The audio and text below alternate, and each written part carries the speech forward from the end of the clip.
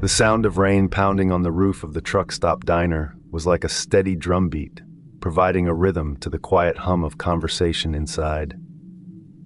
The fluorescent lights flickered occasionally, casting a pale glow over the cracked vinyl booths and linoleum floor. I was nursing a cup of lukewarm coffee, the kind that had probably been sitting on the burner for hours. It was a typical night at the truck stop, with drivers and travelers taking a break from the endless miles of asphalt. I had been on the road for weeks, my life reduced to a series of pit stops and brief encounters. The diner was a familiar oasis, a place where I could momentarily escape the loneliness of the road. I didn't know anyone here, but the faces were familiar.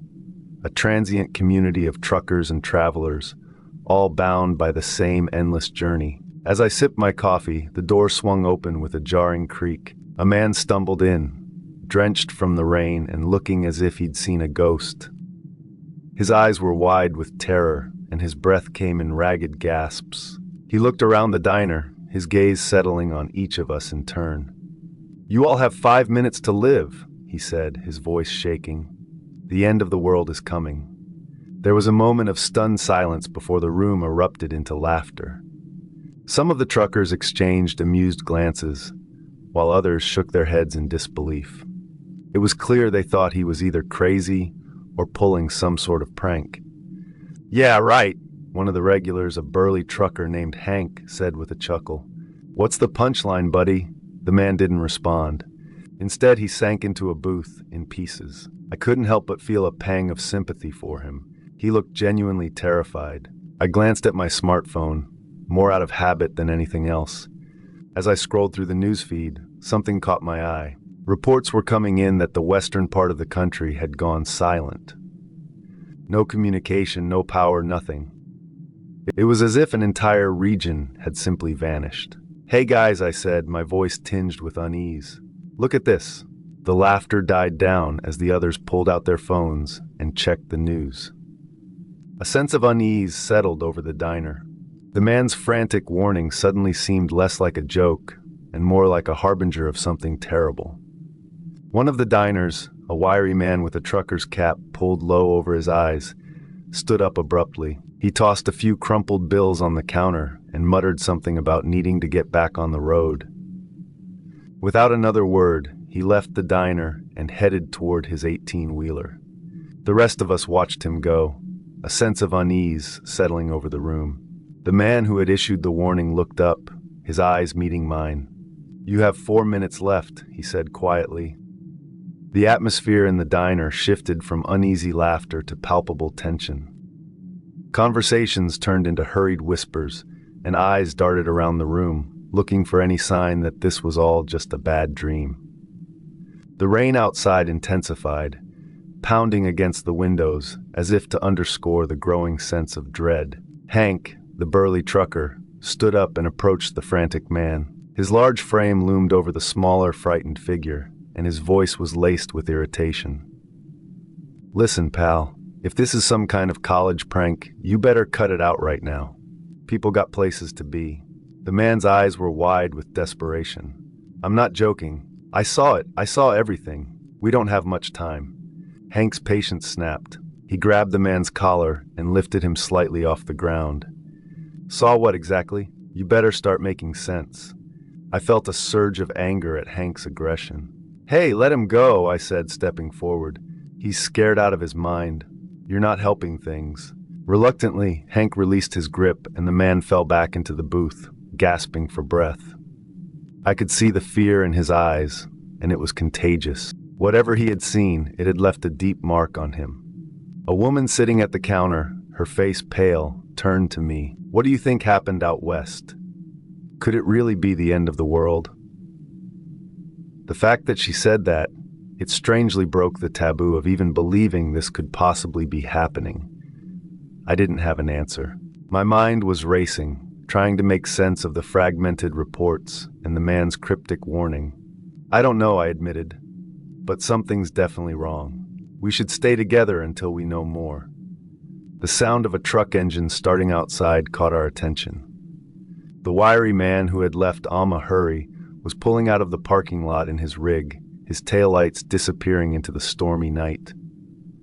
"Maybe he's got the right idea," someone muttered. "Get as far away from here as possible." But where would we go? The western part of the country was silent, and there was no guarantee that anywhere else was safe. The man's warning echoed in my mind. 4 minutes left. Time seemed to stretch and compress simultaneously, every second laden with the weight of impending doom. The man who had issued the warning was now sitting quietly, his eyes closed as if bracing himself for the inevitable. The rest of us were caught in a state of suspended animation, unsure of what to do next. A couple sitting in the corner booth whispered urgently to each other, their faces pale. The woman clutched her partner's hand tightly, her knuckles white. "What if he's right?" she said, her voice barely above a whisper.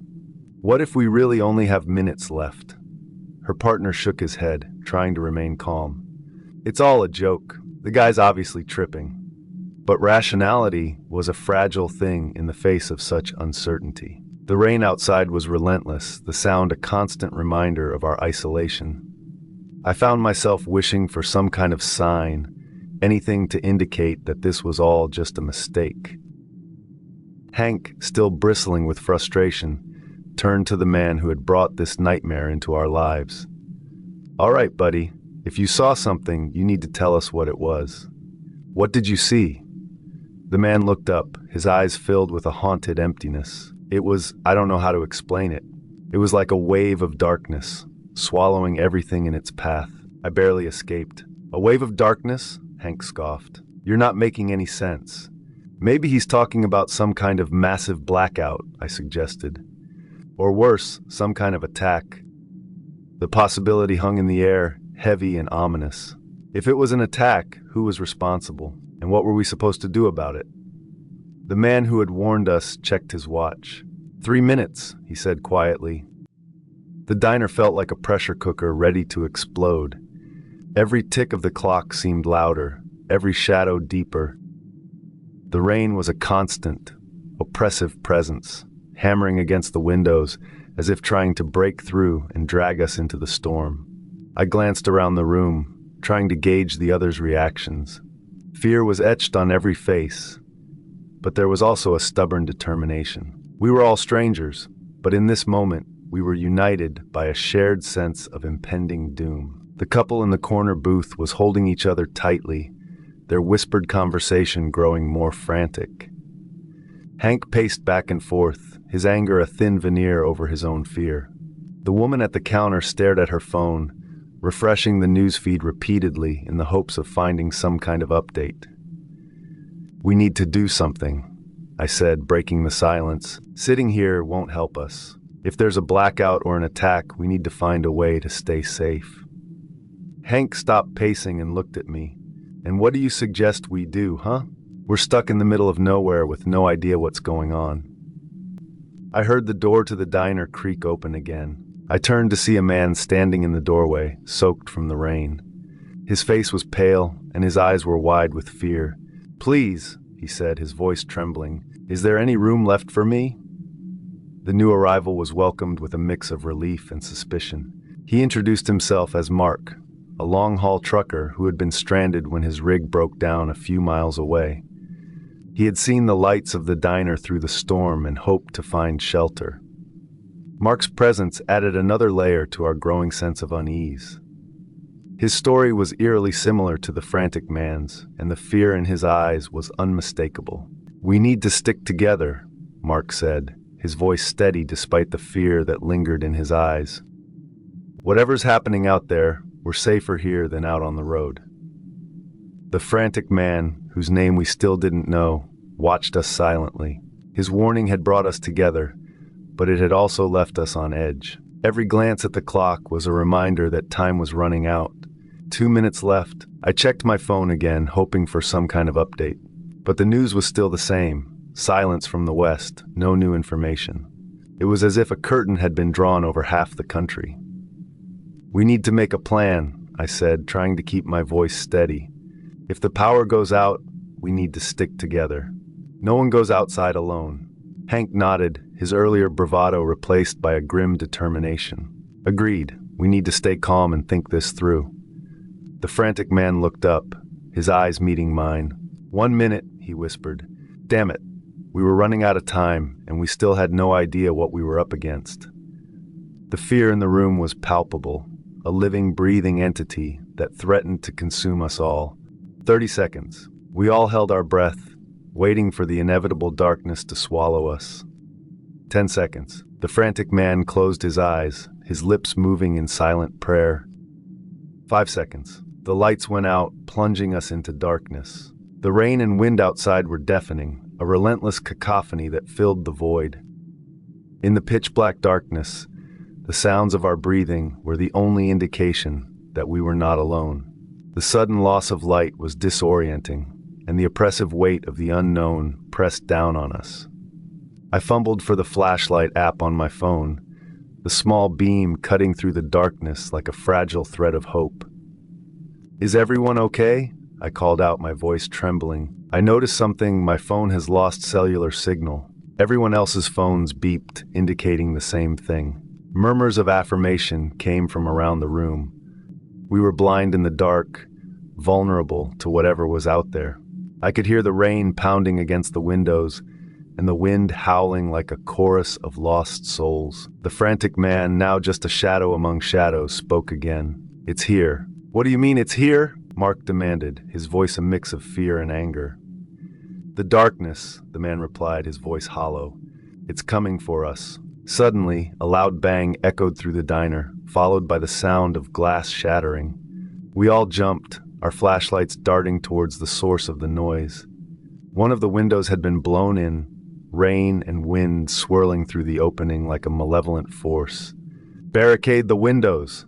Hank shouted, and we scrambled to obey, dragging tables and chairs to block the broken window. The wind was relentless, but we managed to secure the opening, the makeshift barricade holding for the moment. "What's out there?" the woman from the couple whispered, her voice trembling. "I don't know," I replied, my own fear threatening to overwhelm me. "But we need to stay inside. Whatever it is, we're safer here." The frantic man nodded, his eyes wide with terror. "It's the darkness. It's reaching out to everything. It consumes everything in its path. We need to stay in the light." Our flashlights were our only lifeline in the oppressive darkness. We huddled together, forming a circle with the beams pointed outward, creating a small sanctuary of light. The rain continued to pour, the wind howling like a banshee, but inside the diner, we were safe for the moment. "How long can we keep this up?" Mark asked, his voice tense. "As long as we have to," I replied, trying to sound more confident than I felt. "This is obviously some weather phenomenon." I tried sounding smarter than I was.